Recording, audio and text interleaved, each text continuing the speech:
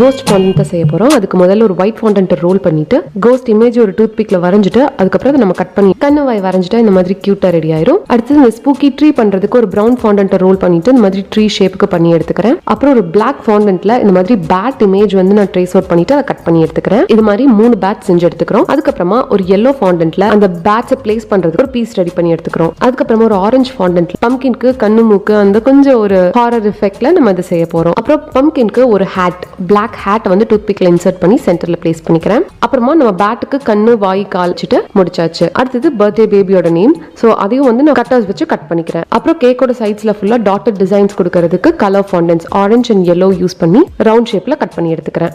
இது வந்து red velvet cake. So இந்த கேக் வந்து ஃப்ராஸ்ட் பண்ணி கம்ப்ளீட்டா செட் பண்ணி ரெடி பண்ணிட்டேன். ஸோ இனி வந்து நம்ம ஃபாண்டன்ட் ஆக்சன்ஸை ஒன்னொன்னா ஹாலோவின், பம்கின், கோஸ்ட் ட்ரீ இந்த மாதிரி எல்லாத்தையுமே பிளேஸ் பண்ணிட்டு final look of the cake இப்படிதான்.